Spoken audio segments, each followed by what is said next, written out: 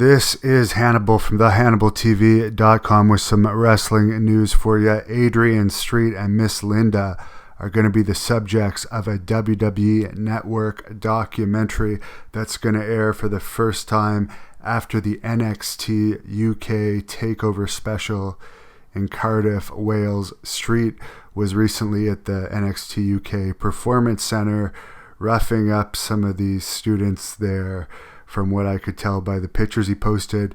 Check out my 2019 interview with Adrian Street right here on the Hannibal TV. I'll also post it in the description of this video. And speaking of interviews I've done here on the Hannibal TV, Roy Nelson is one of the many MMA Star Shoot interviews I've done, and he's going to be main eventing Bellator 231 at the Mohegan Sun Arena in Connecticut on October 25th versus none other than Frank Mir. And check out my interview with Roy Nelson right here on the Hannibal TV. John Moxley, who has some sort of, I believe, staph infection in his elbow, something wrong with his elbow that's going to have him out for 4 weeks, is also pulling out of this Josh Barnett blood sport event that he was scheduled to wrestle Barnett on.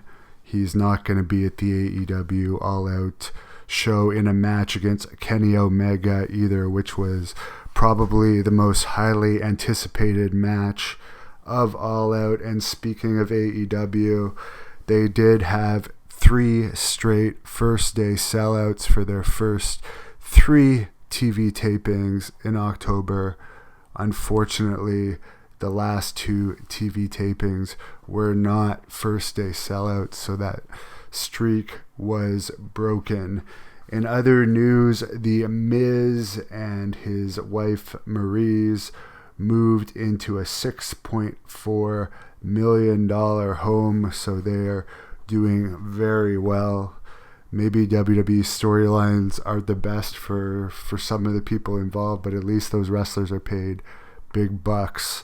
And speaking of big bucks in WWE, the USA Network is going to be paying in the range of 30 to 50 million per year over what appears to be 2 years for the 2 hours of NXT live from the 400-seat Full Sail University, according to the Wrestling Observer. No word on if they're going to do more touring at this point.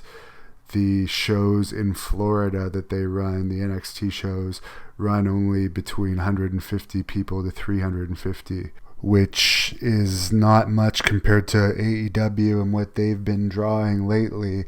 For example, the NXT show in Daytona Beach, Florida on August the 17th drew 250 people.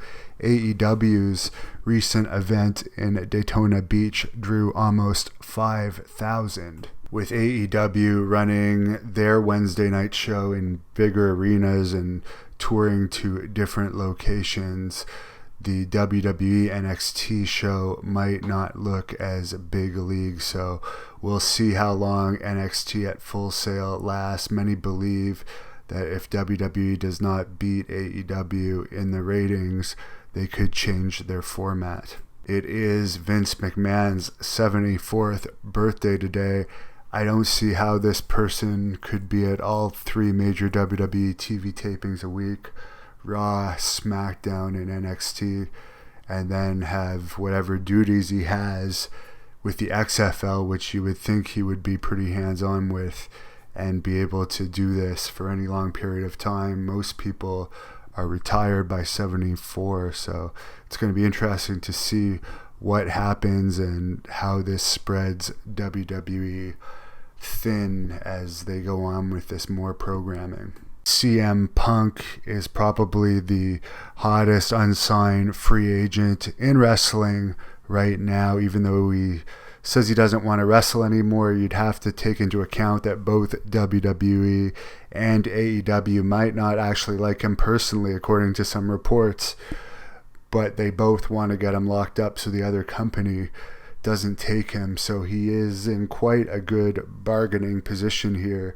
to make some huge money. And even if you don't like wrestling, to make that money and be able to, for instance, donate it to a cause that could help humanity better or something like that would almost be worth taking it. I know that he really doesn't seem to like wrestling anymore, but it doesn't seem like his MMA fighter career is going to go anywhere.